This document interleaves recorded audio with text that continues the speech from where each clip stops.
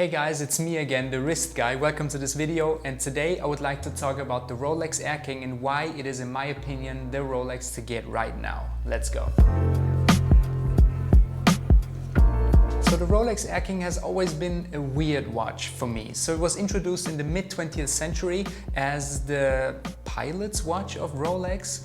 But unlike any other pilot's watch that's out there, the Air King is not big, it's not bold, it has not thick hands, it does not feature any thick hour markings or something like that, no big crown. It's basically a Rolex Datejust, only in 34mm. I think it was always a bit of a weird watch, especially for pilots. And then in 2016, something happened that I think went pretty much under the radar for a lot of people. So as you already know, in 2016, Rolex introduced the new ceramic Daytona. Together with that one, they also upgraded and reintroduced the Air King as a completely new model, and I think a lot of people didn't even notice that one. They changed a couple of things. First of all, they increased the size of the case.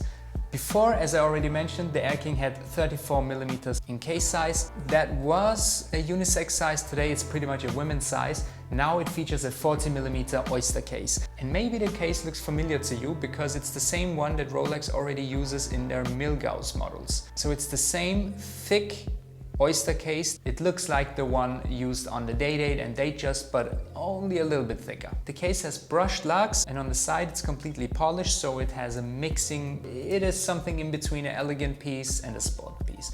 But the case is very thick because it's the same case that Rolex also uses in their Milgauss models, and something Rolex does not tell you, and I think a lot of people don't know, because it's the same case that they use in the Milgauss, it's technically a Milgauss. So technically it's anti-magnetic up to 1000 Gauss. A lot of people do not know that actually. It also has the same three-hand movement that Rolex uses in their Milgauss models. It's also the same movement they use in their Explorer 1 models. It's also the same one they use in their Submariner No Dates. It's actually a workhorse movement, nothing to write home about, to be honest. It's just a three-hander. No complications whatsoever. So let's already address the elephant in the room. That weird ass dial.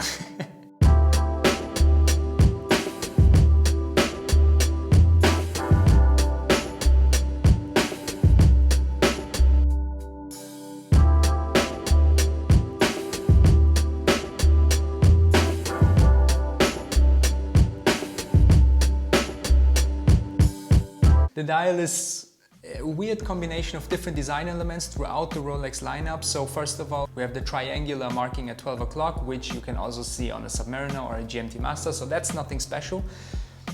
But then we have the 3, 6 and 9 markings, which you would regularly find on an Explorer 1 model, but the old one, not the new ones. So the markings on the Air King does not feature any lume, which is weird. It looks like Rolex had some spare parts and they were like, yeah, let's throw it in the Air King, you know? And between those markings, you have the minute markings, which are the 5, 10, 20, 25. Those are white, have a different font, and do not glow in the dark. So they do not feature any kind of luminous material, but they are white. So actually, on this dial, you have a luminous triangle, you have white font, and you have white gold markings. It looks very weird. And on top of that, you get the Mercedes hour hands. So you get the same set of hands that you would find on a Submariner, for example. But the second hand is green. And why it's green? Because the Rolex logo as well is green and yellow. Yeah, the Rolex logo is green and yellow, and that's one of the reasons why I think this watch has a very high potential of gaining value. Because Rolex has never produced any watch that featured a 3-colored logo and will most likely never do again. The crown is yellow, the Rolex font is green, and the Oyster Perpetual below that is white. That matches with the second hand, which is also green. It's a lollipop second hand. And that's all the weirdness of this watch. It's basically the dial. So in a nutshell, that's a Milgauss with a different set of hands and a different dial. And I think that makes all the difference in the world. I personally do not like the Milgauss at all. I find the second hand quite tacky actually, but this one has at first glance some weirdness, but at the second and third glance you get used to it, you know what I mean? And why do I think this watch will gain a lot of value? Because this watch was actually dedicated to a project. It was like the fastest land vehicle project or something like that. As I remember, please correct me if I'm wrong, I think this project was not successful, and the dial of this watch was inspired by the dials of that vehicle, so the tachometer, the speedometer, and so. What we have here is a Rolex steel sports watch that features a very weird dial with some design elements that Rolex never did before and will most likely never do again, which is inspired by a project that has been shut down. So what does this tell us? I think this watch could probably be very valuable. And this watch was not very popular, so there are not that many out there. I think it's very likely that Rolex will discontinue this piece. And what I find very interesting is the fact that Rolex started to make a lot of advertising for this model, specifically on their website, on their Instagram page and everything.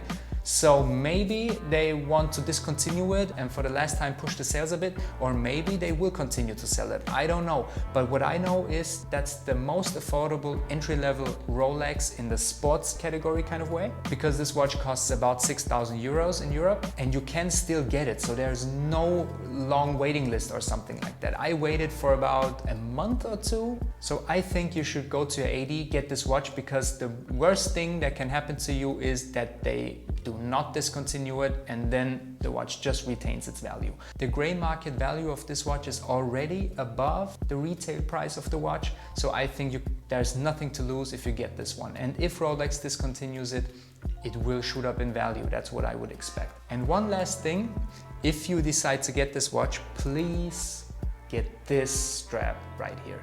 This is from Everest Bands. This video is not sponsored at all. This Everest rubber strap is the sole reason why that watch even appealed to me in the first place, because as most of the people, I found this watch to be quite ugly. And when I first saw it with this green strap, I was like, wow. Wow. Wow. That's stunning. And I've never seen a Rolex like that before. Because, call me crazy, but I think it has some Aquanaut vibes to it. I don't know what it is. It is a sports watch that is also quite elegant, but not to that point that it looks weird as a dress piece.